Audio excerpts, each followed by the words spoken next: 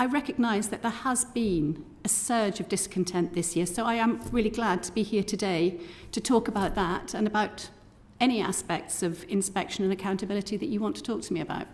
Who are the actual audience for these reports, and are you satisfied that the reports are providing the information to that audience?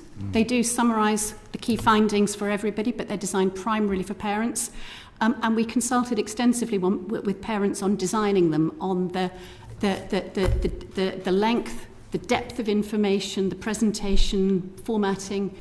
The polling that we did of parents in July indicated that parents found them, on the whole, very unuseful.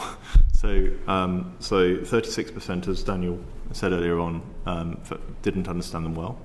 59% found them not particularly useful, and 71% said they didn't tell the whole story.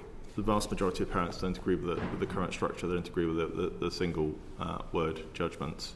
They don't think it tells the whole story. I think that the whole position of Ofsted has deteriorated over the years in the mind of parents, and so they're fully aware of the confrontational or adversarial relationship between Ofsted and their schools, and I think that's built a degree of distrust in many parents of Ofsted. So when you're looking at parents who themselves might have not had a very positive experience of education, and they're looking at an organisation that comes in and could be seen in some circumstances to be slapping the wrists of the school that they send their children to, you have to ask, well, what's the relationship going to be like between Ofsted and the individual parents? You're going to look at it negatively.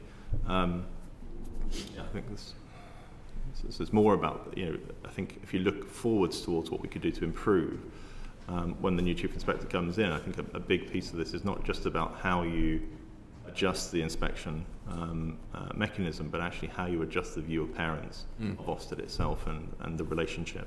In our polling, 86% of parents said that Ofsted should consult and inform parents, but only 24% felt that they actually do. So that's indicative of its failing in its remit and its argument for its reports to inform parents.